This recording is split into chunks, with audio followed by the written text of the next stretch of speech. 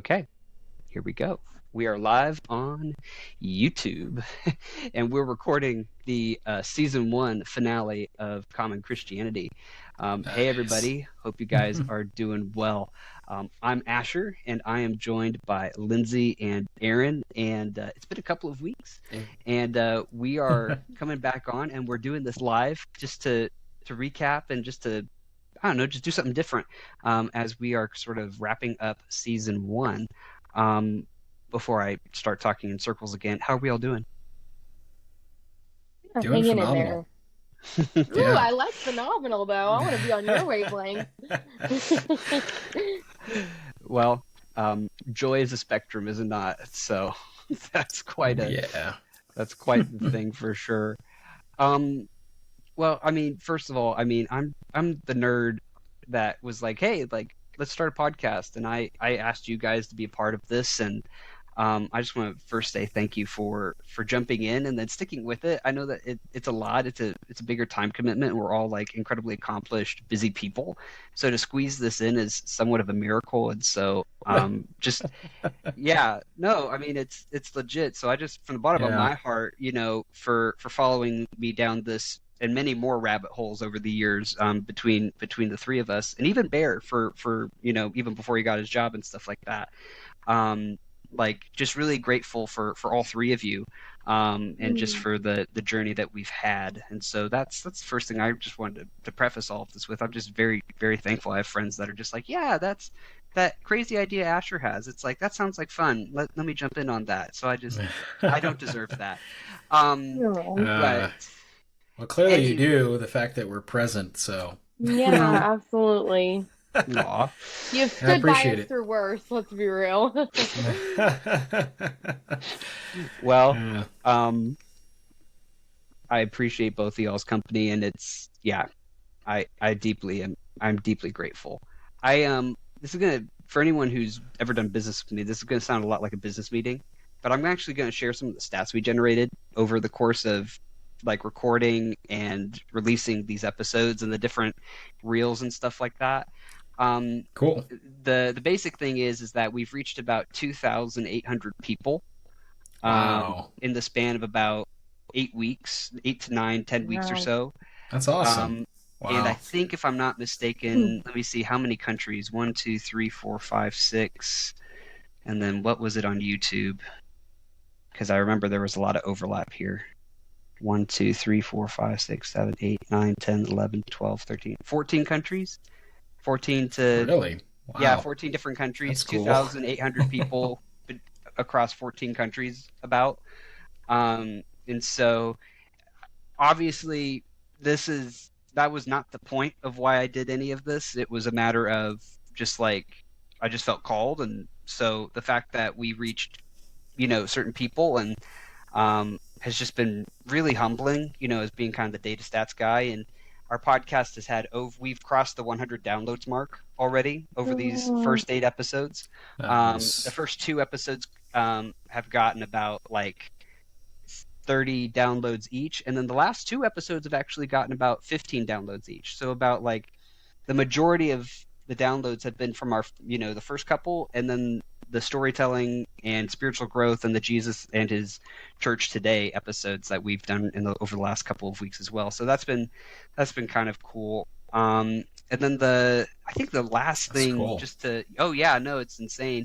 And then the other thing too, it's like I've heard a couple of stories. I don't know if you guys have promoted it in your circles quite yet. It might be good to do that since the first season's going to be wrapped up and we have something a little bit more complete to share with people. But I know when I've shared this with some folk, people have listened to it and they've reached back out and they're just like, "This is what the church needs." Other church leaders, other Christians, and I'm just like, "You're not just saying that, are you?" And they're like, "No," and I'm just like, "Okay." And then there's even a family that's in my neighborhood. I don't know if they're Christian or not. I But to some extent, it's just been a matter of like, yeah, like we're loving on them and just bearing good witness. And he came up to me out of nowhere and he's like, "I'm listening to your podcast. I think it's really good." And so I'm so just sweet. like, man, it's like if people are meeting Jesus because of Wow. a couple of people talking through and just being real, about the Yeah. issues. I'm just kind of Yeah. like, I'm like, like I kind of just don't know how to handle that kind of news and just some of the interactions that have happened. And so all that to say, for the first 10 weeks of a podcast, 8 episodes or so, I'm rather shocked with Yeah. how far we've gone with so little, with so simple. And I do feel a lot of wind in the sails there. But before I get talking in circles again, what do you guys think of that? Like that's a lot of numbers. Yeah. I my initial thoughts is it honestly comforts me, it brings warmth to my soul and my spirit, honestly, because it's like you said, the simplicity, the level of simplicity that we've just had towards it. It's not just always simple. Some of the topics we've talked about definitely had to deconstruct and unpack and just kind of work together, even just, assess different perspectives on things. But I think ultimately what I love about it is just that what makes it so attractive is because of how humble it is, It's like you mentioned that family, like if people are coming to it, what makes it, magnetizing is just because we're not just trying to stand on a pedestal talking like we know everything, it's just we're just trying to be real, you know? Yeah. And it's not even trying, we just are. Like it's just the natural demeanor that we project. So For sure. So I think it's awesome to hear that. I don't really know who's out there who's going to do that. It's going to reach the ears to, but I'm just glad someone's even willing to take a listen. So that's awesome. Yeah. Oh, I mean, I feel like Ash and I have talked about this from the beginning, but I am generally a talk first, think about it later kind of gal. And so I definitely think, it's so cool to know that you know, even that people are interested in hearing, just our perspectives and insights and just different things. I think that's a really neat, um, just like reflection of what you're doing and how cool this like is and how much it is needed. I Yeah. definitely think I roller coaster up and down of like, this is so cool. Oh my gosh, I'm so anxious. This is so cool. Yeah. Like just to full transparency of just, I know I'm not a biblical expert, and so I think, I always want to be open to if someone's like, no, I actually don't agree with, to have these kinds of conversations.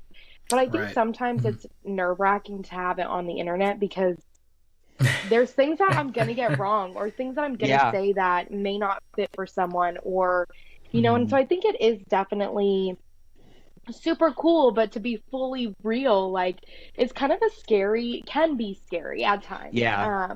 And so I think, for me, it's this, I feel like I hold it with such, for lack of a better word, like reverence of like that Hmm. what I say, people are going to hear, and that in some ways, I hope that people take what we say and, are moved by it, but moved to do their own work because I don't want to be the expert that misinterprets or gets, because I'm not an expert. And so I think, and Aaron, I think you said it beautifully, the humility of like we're just people, and I think just kind of that reminder of like at least like for I don't want to speak for y'all, but at least for me, like this is not an area. I'm still growing, I'm still learning, I'm still navigating, and so, you know, I hope this is more of a launch pad than like a final destination.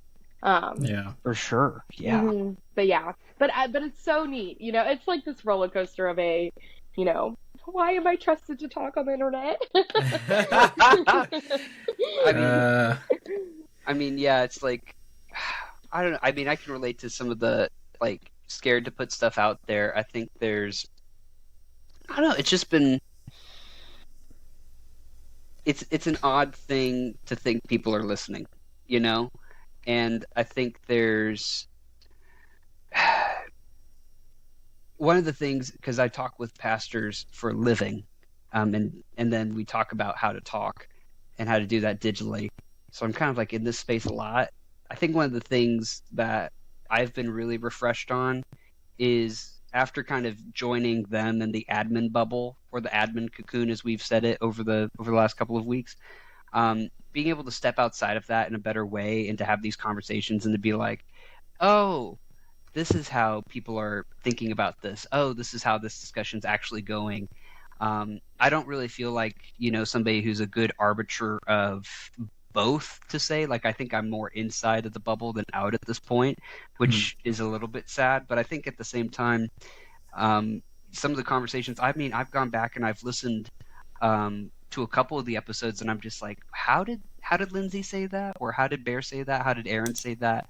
And I'm just like, man, it's like I would want to share this with some pastors, not because, it's, to your credit or to your point, Lindsay, it may not be theologically correct, but I think some of these episodes have really framed the heart of both millennials, Gen Z, and just kind of given some of these theological snapshots to like where the conversation's at here. And I think putting that out in the open and pointing to it, at least for my, some of my pastor buddies, being like, hey, if you really want to listen, this might be a really great place to start. Not because I'm talking, but because the people who are around me are actually giving you a direct, like, in to how that conversation is going with people that aren't in the pulpit.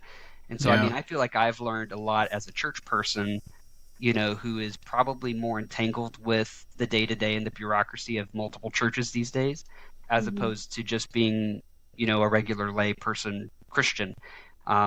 So that's been a humbling thing for me, just to kind of be like, oh yeah, like you're not really, like Asher, you're not really as in touch as you thought you were about some of these things. And I think you all can confirm this as well, just kind of adding to it, is that even if we're wrong, about things, I think the spirit of this, podcast and just the people on it have been open-minded enough to just be okay with being wrong and just hearing another perspective. And, I think if someone were to call us out on something, I'm definitely open to saying, you know what, I never knew that, and I think definitely. I think we inherently have that, humility. And I'm not saying, I don't want to say we're humble by like calling that out. We are so humble. We are so humble. Hello there, our favorite president. I guess it's just Asher. I guess a good impersonation. I guess from my own perspective, if I'm talking about from my experience, is I have genuinely witnessed that between us all. Like, even if there was a disagreed perspective or different thought on something, there wasn't any kind of like, this is how it should be and that's that, shut down. It's more like, oh, that's interesting, I never thought about that. So it's just been kind of like an open platform. Yeah. And of learning, and I've felt that atmosphere here. And so I guess I say that because it wouldn't be so terrible if someone wanted to call us out on something, because that's who we are. We actually are open to hearing something if we're wrong, from what I've experienced. Definitely. So if you're watching this on YouTube or Buzzsprout or podcast or whatever, and you're like, yeah, you got this whole thing wrong, let us know. We'd love to hear you. We'd love to hear from you. I say that both kind of sarcastic, flippantly, and very sincerely at the same time. But be nice about it, please. I'm sensitive. You'll hurt my feelings. I will edit all of the harsh ones that are all about Lindsay.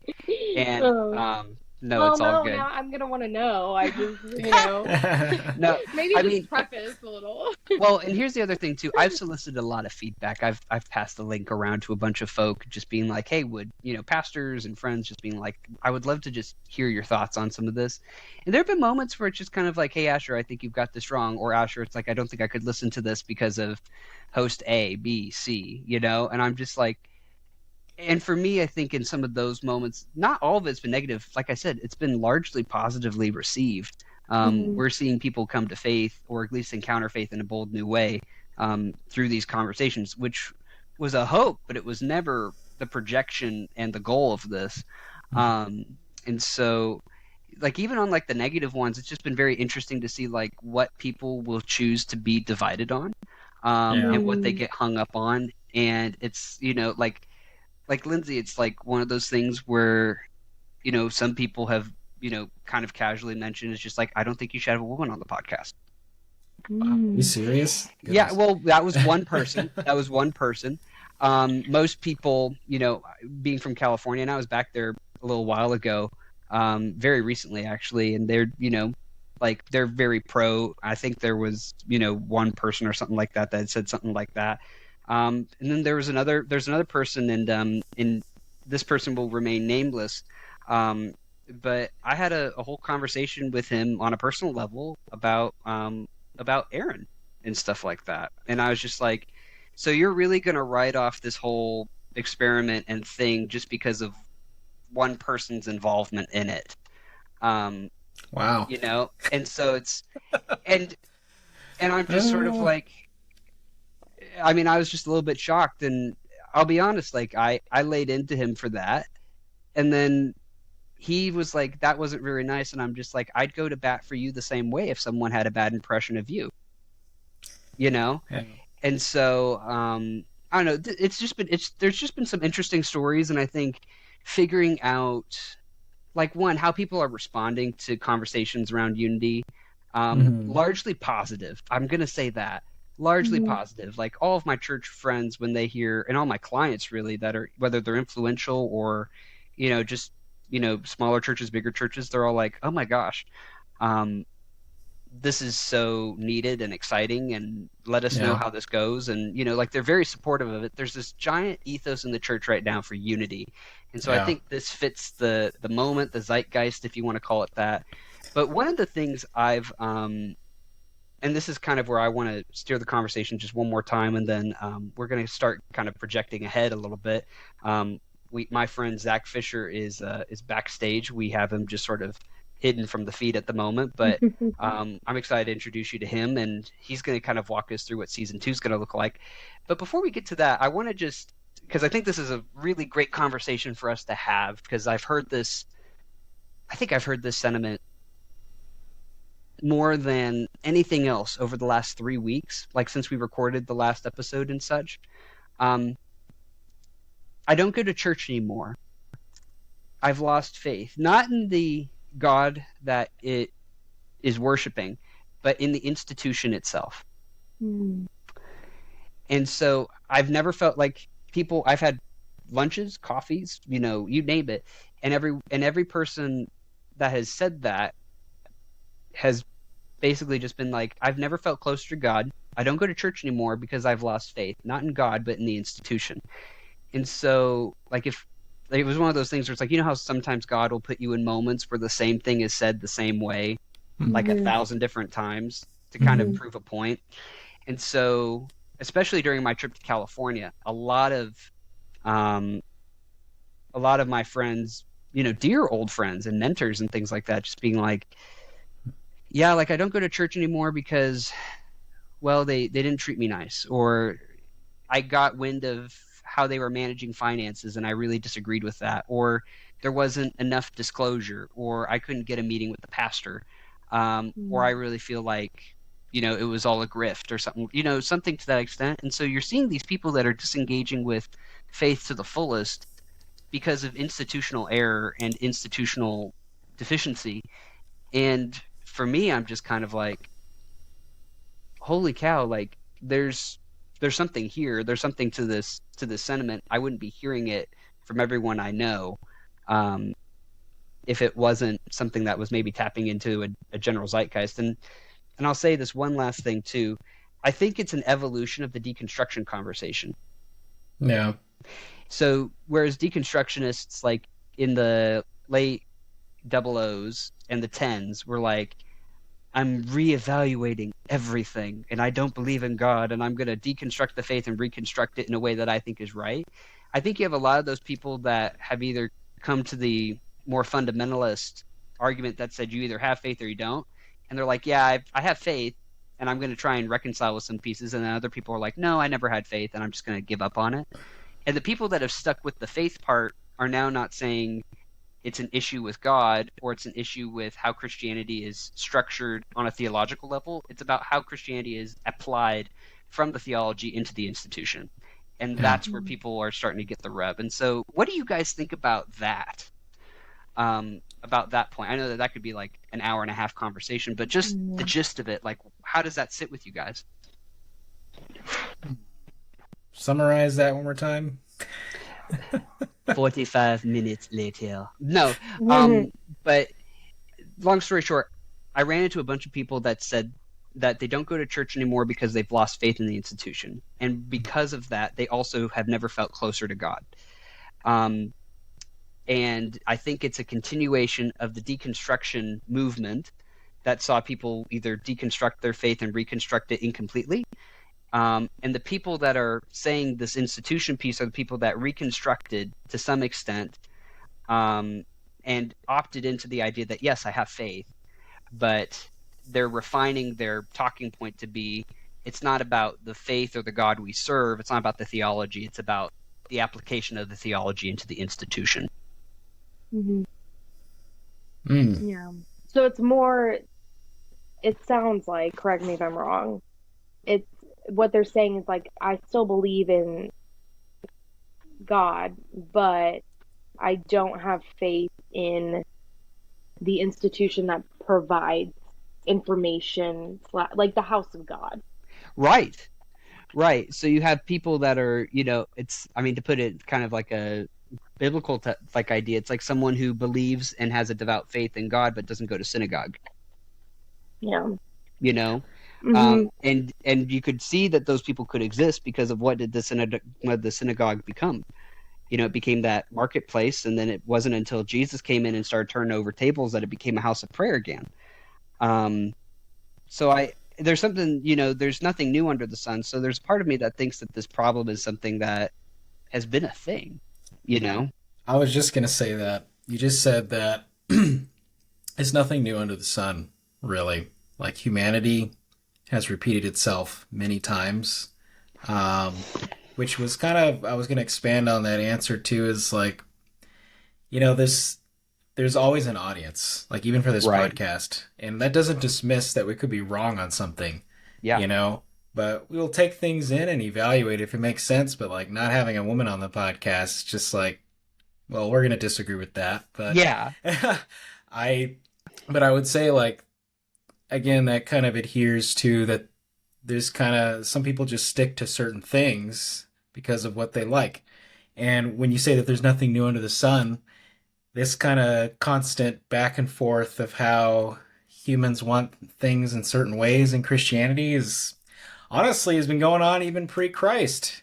Like, even with the Jewish different sect, like we have different church, and the Sanhedrin, and we have the Sadducees, the Sadducees and the Pharisees. The Sadducees specifically look towards the Torah, which is the first 5 books of the Bible for those out there, and then Pharisees actually evaluated the Torah and all the prophets like Jeremiah, Isaiah, and Daniel. They evaluated all of it. But even further than that, there was within the Pharisees, which was just the Pharisees, they had like, I think the best way to kind of compare this is they had like the Hillel group and then the Shammai group. Yeah. And Hillel was kind of like what you witness today in church, is like the church that's more leaning towards the Holy Spirit. Now, not that they were Holy Spirit, but Hillel really like advocated for the idea of we should try to create the laws in a more humane way, where it's easily more applicable, a lot easier for Jews to apply on a daily basis, where it's not so strict. It's a lot more, and I wouldn't say loose, but it's just a lot easier to work with on a daily basis. Whereas Shammai, the group that believed Shammai within Pharisees, it was way more strict and law driven, which if you were to compare that today, it'd be like kind of like Baptist church kind of level Bible bashers who just kind of like law only, And I'm not saying all Baptists are that way. I just want to be clear, but I'm just saying, like, as an example, there, you know that there's churches out there where it's like they lean more towards kind of the spirit kind of worship feel, and then there's churches who lead more to the wordy word feel. No, and so that was kind of the difference. And so I use that as an example because that has been a thing even before Christ. Like, humans have always operated that way, and it hasn't really changed. Not to sound depressing, but there's always been like a natural gravitation towards one side or the other, What, in a way. I I don't know what mean, you have to say about to, that. to your point, I think there's always going to be the fundies and the reformers. So Yeah. there's always Hmm. going to be the fundamentalists, and there's always going to be the person that wants to reform the church. And I think, you know, as of right now in the Jewish culture right now, there's, you can have a Orthodox church or a Reformed church, Yeah. and or synagogue. Sorry, Which I so all just my want to so say for the yeah, record, I believe we should have both. They're yes, both required. I just want to make yes, that clear. yes, and because For spirit you're and word. Yeah. well, yeah, but you're never going to be able to preserve tradition without Orthodox, and you're never going to be able to have a new idea without a reformer. So those two people will always exist within that conversation, and that's how you move forward strategically in the Yeah. context of community. And Just and to elevate what you're saying is really like God knows that. And he right. actually That's how he. uses both Yeah, sides for his glory no matter what, you know. yeah. Like you said, the preservation of the word or the influence of the spirit, like he uses both sides because he knows like which side is kind of leaning towards the other. So either way, he uses it for his kingdom, and it's not wasted.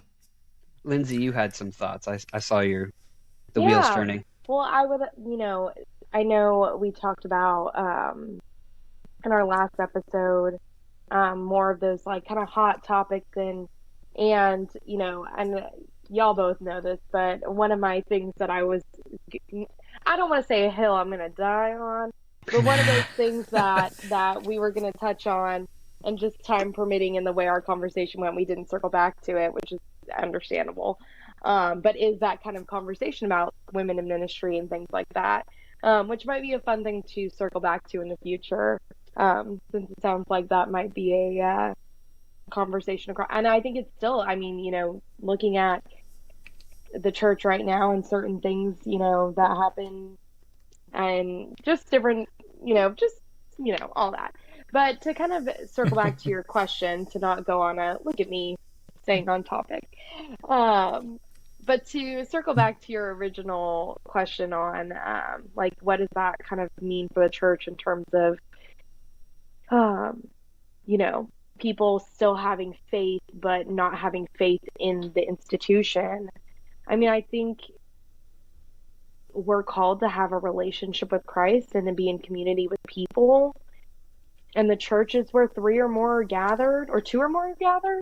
Two or more, yeah. Two or more are gathered. I don't know why. I think I said three because there's three of us here. But churches, two or more are gathered. And so if that means you and someone else are having conversations related to faith, and that's your church, because the institution is not a reflection of what's in here, that's my Bible, right? Then I think, there may be seasons where that's the case. I think we're called to be in community, love God, love others. We're called to have first and foremost a relationship between him and you, and then also a relationship between you and him. And I think the way we do church now with the mega church culture and just different things is not like, both of y'all, I think, touched on, the history of the church and those different pieces. I think church now looks really different than the way that church looked then. And so I think there's twofold. As one is how are we defining church for us? Is it that, because Right. we're called to be in community with other people, and I think like, even I think about like my own community group that I go to, and how I feel like we are able to get more into the meat of what is in Right. scripture and have conversations kind of similar to what we do here that are just really rich, that you're not going to get in going in and kind of sitting into a lecture style church service. Right. And it's like, you can also do church and not be in community. And are we fulfilling what that means to be a part of the church? If I go, I get my scoop of, Jesus for the day for whatever the pastor said, and then I go home and that's it. Because I wouldn't say that's consistent with what church means to scripturally. Right. So I think it's kind of a balance of, I think it's a call out to the church of like, what are you doing that's pushing these people away? Yeah.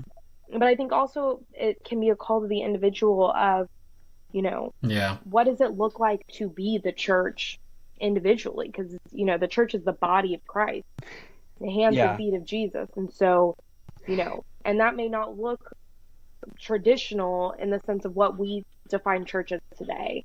Yeah. Yeah. I don't know. And I think people could argue with that and say, like, that's not accurate. So I don't know. I just think, something we're doing in the church is pushing people away. And that I think needs to be a red flag, you know, Yeah. for us as a church, and including the churches we go to, or work Yeah. with or whatever. But then I Right. think also that flip of, we're called to be in community, and so how are you Right. exercising that?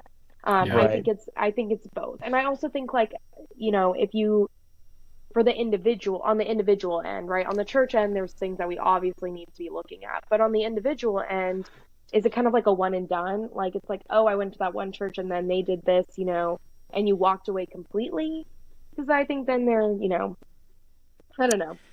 Yeah, to kind of expand on what you're talking about, it definitely can be weird because there is definitely churches who experienced some uncomfortable Yeah.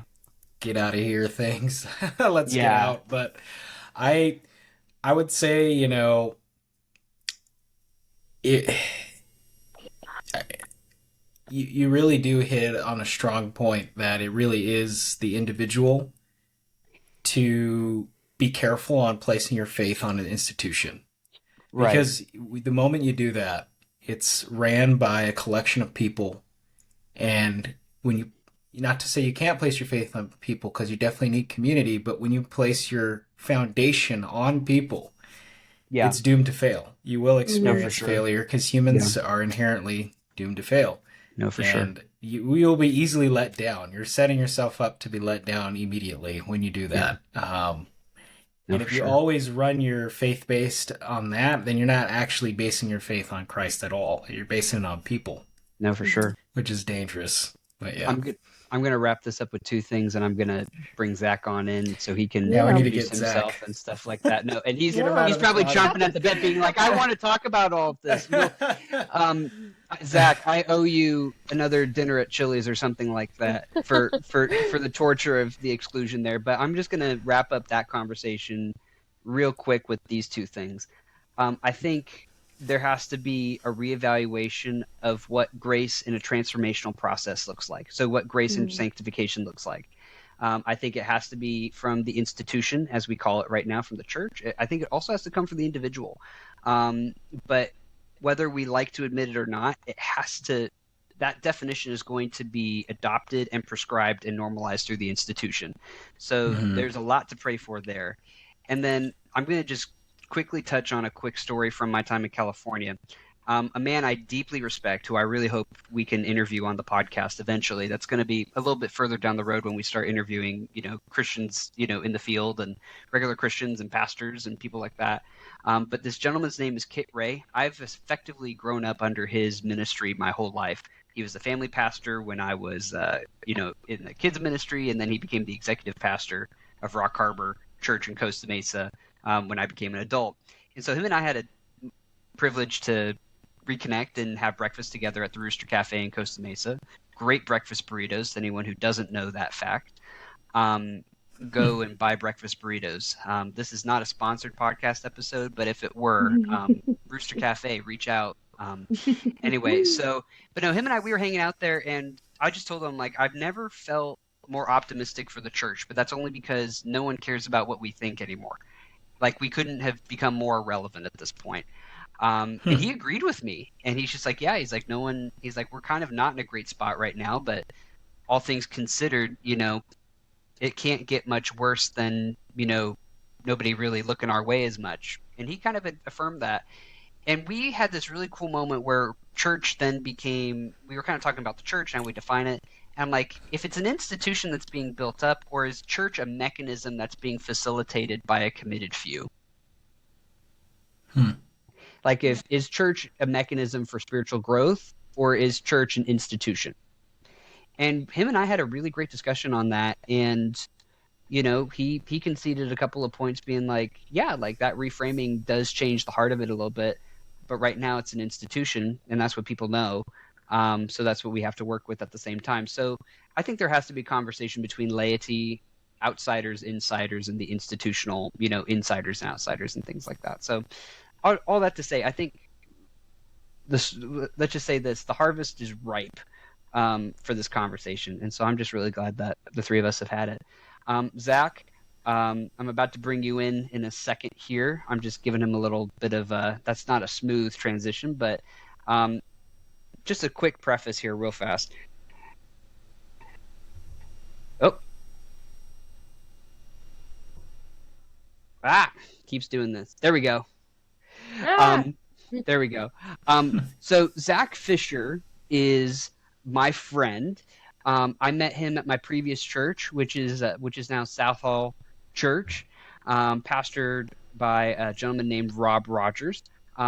My first exposure to Zach, my first time meeting him, was he was the apologetics drummer. So he was a drummer from Sundays who also had a church history and apologetics background. And there was this whole class, and there was a round table with the pastor and Zach and a couple of other folk. And we asked a lot of great questions, and that's how we kind of got to know each other. But before I, put the cart before the horse, Zach, welcome to the podcast. Tell us a little bit about yourself. I can bench press 400 pounds. I've recently stopped doing modeling because it's just way too much of a drag. Thank you, Asher and Lindsay and Aaron, for having me and inviting me into your space.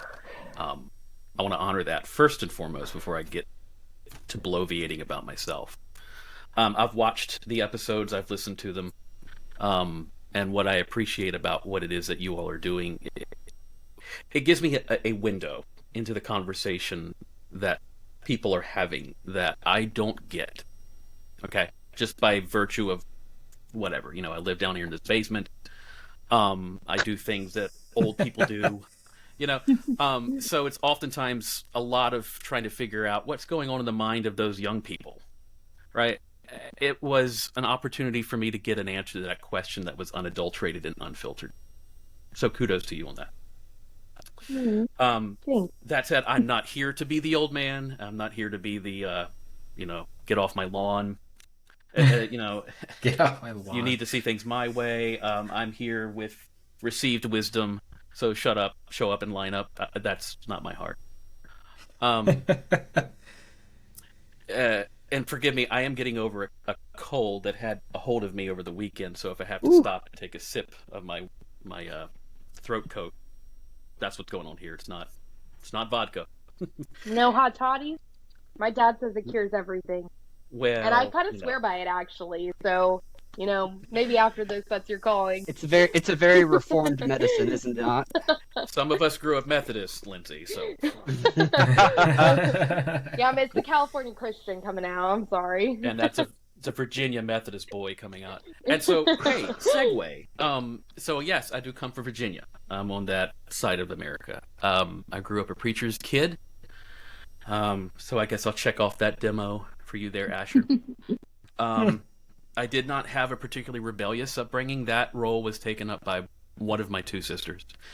My other sister actually went into licensed clinical social work. So, okay, Lindsay, tip of the hat my to you. friend. So all that to say, I have an appreciation for the therapeutic aspects of life and humanity and the faith. Aaron and I have already bonded over all things computer and nerdy. Being asked to turn up my volume a little. Pause, please. Yeah, I was going to say, you might be too far from your mic. I don't know. I was going to say the same thing, so I'm sad that I'm glad that someone said turn something. up your microphones and your speakers, because here I am. All right. So, there you go. So, not going to repeat too much of that, other than to say, preacher's kid, grew up in Virginia, did not rebel. But that doesn't mean I didn't have difficult experiences in life trying to reconcile my faith to quite a big world. God has a very effective, if not efficient, way of pruning out your naivete. If you let him. So that, and sometimes he doesn't care if I let him or not. He just is like, look, this is the anvil, and you're getting the anvil treatment. So That's true as well. Some things that you had mentioned, Aaron, you said there's nothing new under the sun, that old chestnut from Ecclesiastes. And as a somewhat historian, I'm not going to take that moniker upon myself because I respect historians too much and the work that they do. What I do is I listen to somebody tell a story and I go, oh, I know that now. And then I share that story with someone else. So to that, there's nothing new under the sun. It reminded me of two quotes that I handily believe in, and that is the old saying, those who don't know history are doomed to repeat it. Yeah. And then the other one is, history doesn't repeat, but it often rhymes. Yeah, that makes sense. I like those sentiments as we look forward into this church history experiment, shall we call it? What I want to do with us in the next season, if Asher and I'm going to rely on Asher to help bring me back to the center and the core of this podcast, which is the unifying aspects, the common thing. But I'm going to invite you to expand your definition of common. Yeah. Because what I've heard in your conversations as you've contemplated things like, what is Christianity? What is the church? Faith and doubt, all sorts of big concept-y stuff, right? And you're trying to figure this out, and you're sharing that open-hearted, and you're, boy, how vulnerable is that going to be on the internet? And, line up the trolls out the door. And I feel the same pressure, right? Right? I'm a therapist. I need to practice coping skills, but... And let this be an encouragement. At some particular meridian in your life, somewhere on your personal history, you will enter into this blessed season where you just don't care. You're just going to say it, and then one day you're 80 years old and you're like wearing shorts with white socks and you're standing out in Florida weather. So expand common. So you all have done a great job in articulating the spectrum of beliefs that you share individually, and maybe even collectively as a particular demographic. Okay? Mm-hmm. None of you have ever made the claim that this is a comprehensive view of all things Christian. It is just a snapshot of particular people on a particular day, a particular geographical, chronological moment in the universe, and here you are. Right? Yeah. Is that fair? Yeah, that's super fair. And then, but your beliefs are turned upwards. We're talking about God, right? So we oftentimes hear that referred to as we have this horizontal relational Christianity, and then we have that vertical relationship with God. And some people will often use that in relation to Christ's answer, what are the most important laws? Well, the first one is to love your God with all your heart, mind, strength, soul, and the second is like it, love your neighbor as yourself, right? So you're doing that. You're having that conversation. Where I'd like to expand that, and here's the nerd in me, it's coming out. You already see that I don't shave. I'm pretty pale. I live in a basement. You know it's coming. I want you to put a Z-axis on your little horizontal, vertical thing. And that Z-axis is called history. Mm-hmm. That Z-axis is the thing that connects those relationships, both horizontal and vertical, on a continuum that goes before you.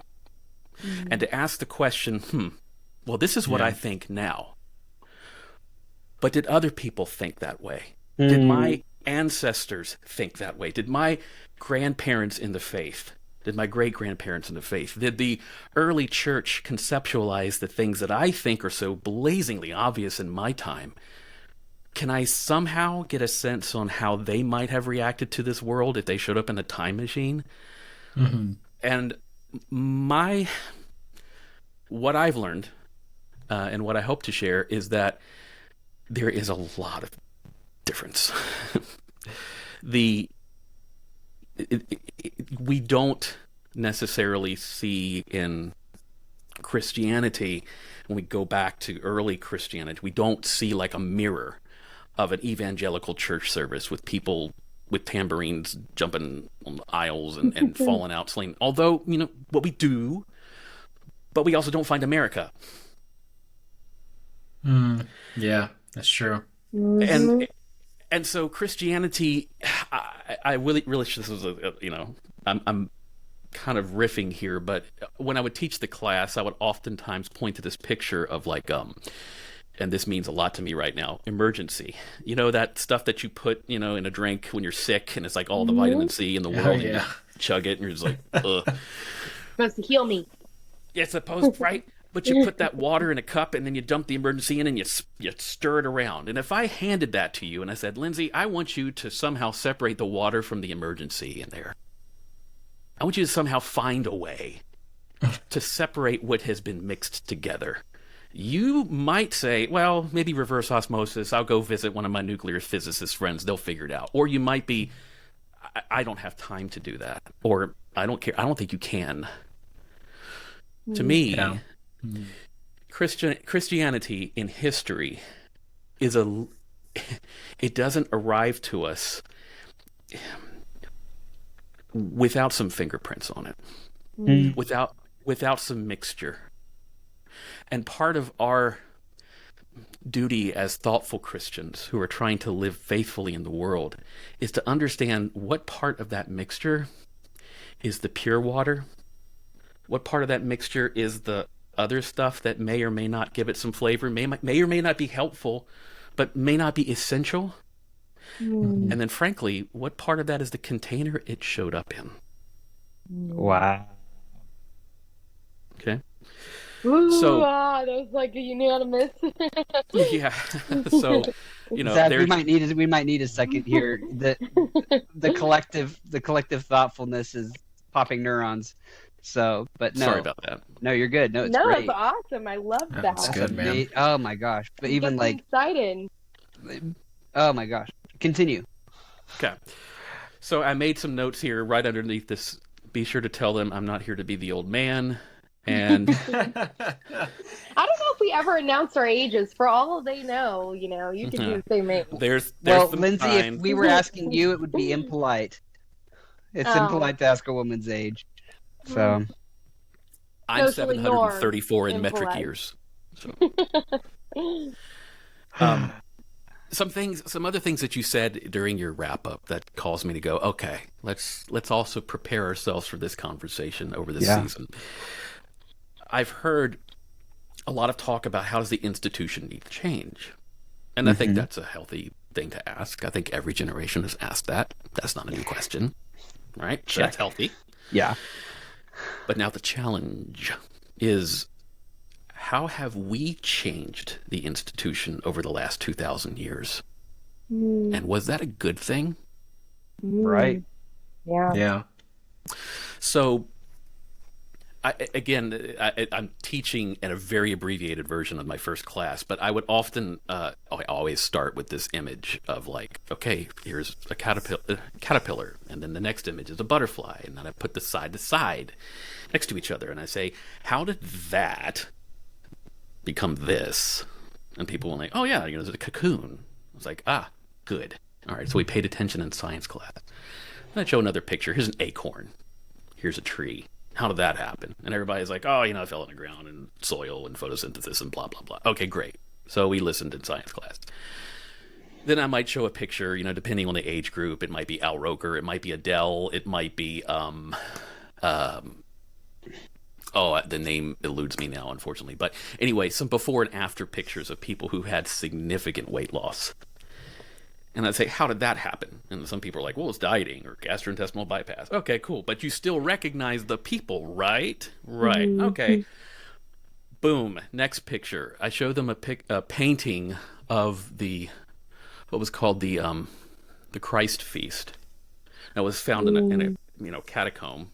And I put that next to a celebration of Mass at a church that is filled with lots of smells and bells. And I don't say that in a pejorative sense. I play at a Catholic Mass, okay? So I respect that. But there's a lot of ornamentation there, and there's a lot of pageantry that is not available to us in this picture over here. And I say, how did that happen? And are they even the same things? Ooh. And people go, and I say, right there, history is not just this resuscitation of, well, this happened and then that happened and then that happened. And frankly, we get enough of that at funerals. We see that on a tombstone. Here's your birth date, here's your death date. That's not history. History is the study of transition from this to that. It's that blank space in between the pictures. It's the dash between the dates, like that country song. To me, history is the thing that fills in some of that missing detail that helps us understand how exactly, what was the cocoon that led us from this image to that image? What about this picture of a woman in the Colosseum about to be killed by a Roman soldier? Obviously a painting, wasn't done with AI.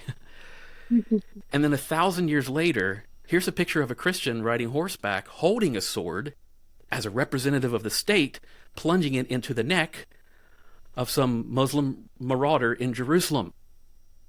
How in the world did we go from people who are willing to die at the hands of the government to being representatives of the government willing to kill? What's that story? Right? A lot happened in that 1,000 years. And other things like that. If we look at some of these earlier pictures and you look at our church today, then we can also draw those similar impulses, those feelings of like, I feel like we're kind of squares and they were circles, and how in the world did that happen? And then other things are like inspirational. Other things are like, oh my gosh, yes, I get it, totally get it. That woman in the Colosseum, I'll introduce you to her. Her name's Perpetua, if you haven't met her. Her story's amazing. It's one that I think many Christians should go and read, because we have a biography written about her life and what she did, and you line that up against our concept of suffering, right? It makes me feel quite small if I don't acknowledge that her greatness and her bravery was informed and influenced by her relationship to the Holy Spirit and her devotion to God. That power, that bravery is accessible to us today. That hasn't changed. But the lions, the swords, the Colosseums that we find ourselves in have changed. So, I mean, that's more than a nutshell. But if we can, over the next season, however it works out, and with Asher's wonderful guidance here of keeping us to the track of, okay, that's neat, Zach. That's a bunch of interesting trivia. Maybe if we get on Jeopardy one day, we'll win. But what in the world does that mean to us today? And I encourage you to keep me honest on that as well. I may not have the laughy, happy, clappy answer. Sometimes my impulse is to say, oh yeah, we don't look anything like that. I mean, we have a common core belief in Christ, but the way in which we work out our orthopraxy or our disciplines can oftentimes look quite different. And that's when we start getting into the thing like, that's a strange animal. Are we aligned with that? Do we come out of that? Or is that something, where in the world are we in that? Yeah. Does that make sense? No, for sure. Yeah.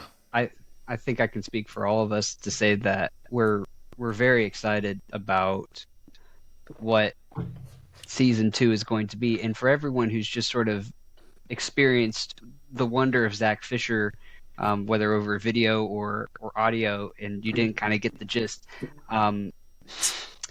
the season 2 is going to be about church history, why it's important. And I've brought Zach in as an expert for that. And really the only direction I've given him is to kind of, highlight, how did we get so divided?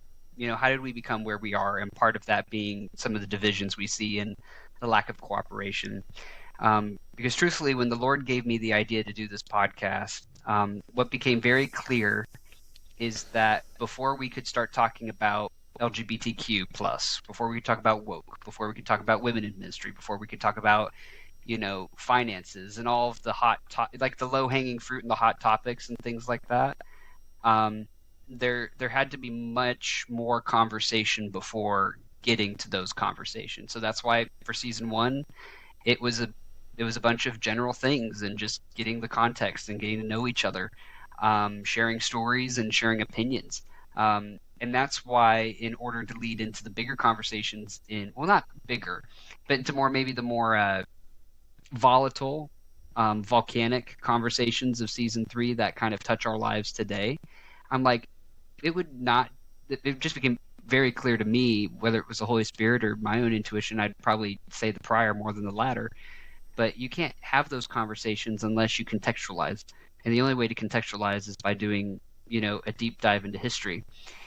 And I remember I was sitting in Charleston and on my bed, and I was, just this idea was all coming to me. And the first person that came to mind was, yeah, I got to see if Zach would be game to do this. And so when we met up at Chili's a few weeks later, it was like, man, it's like if this thing's going to get to like a season 3 or go bigger, it all hinges on if Zach would be game to do this. So Zach, from the bottom of my heart, I'm very grateful not only for your willingness to jump on tonight and to join the conversation more officially and to kind of preview season 2, but also just your willingness to share your heart, your soul, your spirit, your candor, and your knowledge with us. I think it's not only going to be beneficial for Aaron, Lindsay, and myself, but for everyone who's been tuning in. I think there's a huge hunger to know, how the heck did we get here? And is there a way to get to a better place, or even to get back to a better place? I think is a very big question for a lot of Christians in the church right now. Agreed. Yeah. Yeah. I love it. No, for sure. I think, Zach, Aaron, Lindsay, is there anything else that's on your mind, on your heart? No, I'm just excited to jump into this. I think I'm excited to see how our perspectives grow and change and shift as we contextualize and like add that Z accent. Yep, I love that. I'm looking forward to. I'm a big like things happen within your context, and so I think this information is going to really be a great foundation to grow in our knowledge and understanding, and kind of open up these conversations a little bit deeper. Yeah, agreed. I've spoken enough. I want to hear some new perspectives. Zach, do you have anything? I only got one more thing to say before we sign off of season 1. Can you believe that we did it? We got to the end. But Zach, is there anything else that's on your heart or mind as we're looking ahead to season 2? Even just your perspective on season 1. I think I still agree with what I said when my mic was turned down. That the magic here is having the opportunity to witness the conversation that may oftentimes only happen behind closed doors. And happen within particular demographics that I may not have access to, because if I hung out with you, it'd just be weird. Trust me, people were looking at us in that Chili's going like, what? So, should someone call the authorities? Yeah, anyway, so just blink twice, for you. But no, Asher, you have set this thing up. This is your baby, and it is not, mine to raise. You have invited me into this, and I appreciate that from the bottom of my heart. Thank you for the opportunity, and I endeavor to keep you all interested in this. So hopefully I can do this. You're good. And as far as me and this being my baby, I just want to say this, and I believe this from the bottom of my heart, as I'm just discerning what this could become, even bigger than just a podcast. I am just forwarding the invitation. That is all I'm doing. And I'm praying and asking God, who do I forward the invitation to? And your names all came to mind. And obviously the Holy Spirit had a hand in that. So grateful for all of this, what this first season has been, and just to begin the really hard work of looking back so that we can sit well in the present controversy. But we're gonna do the hard work. We're gonna take the long, meaningful way to get there. So without further ado, I have 2 things to say. That wraps up season 1, and we hope you enjoyed it. All right. Let's go. and the other thing is this: if you did enjoy it, I'm glad you did. And we are not, like we've said many times, like I've said many times, this is not anyone's first thing. This is all of our like second thing. This is, um, obviously with Bear, and we appreciate his contributions to the earlier conversations as well. But sometimes this might get squeezed out. We're gonna, this is kind of a very cool hobby. Um, and so there's no like giant ad spend behind any of this. There's no like marketing campaign beyond me just being like annoying and being like, oh my gosh, like go listen to my podcast that my friends and I started. Um, and to anyone that's thought that's annoying, thank you for still listening, or at least reading my Facebook message. But no, if you're listening to this and you've enjoyed it, would you consider just sharing this, whether you're watching on YouTube or whether you're on Buzzsprout? I say Buzzsprout, but if you're listening on Apple Podcasts, Spotify, wherever you get your podcasts, if you have found this helpful, share it with a friend. We would love for these conversations to just be accessible to people. And as I've kind of written out the mission statement of what common Christianity might become, it's just making Christ accessible through engaging content. Like that's legitimately it. And right now, that's this podcast, and all of us are committed to just this idea of like, what happens if we come together to to talk about these things? Does Christ get closer to the people he wants to get closer to because we've done this? Because we've done this out in the open. And so I think to some extent we're starting to see some fruits of that, or at least some sproutlings. But if you've enjoyed this, or if you think someone else could benefit from it, copy the link, send it off. You never know what that could do for for your friendship, or even for someone's faith in Christ. So that's my little CTA, just being like, hey, if you liked it, share it with a friend. We definitely appreciate that. There's no giant ad spend. We are not an extension of Big Eva, quite the opposite. But all that to be said, thank you so much for listening to season 1. Expect season 2 to begin releasing in April of this year. So we will see you in a couple of weeks. But anyway, take care, y'all. All right. Adios.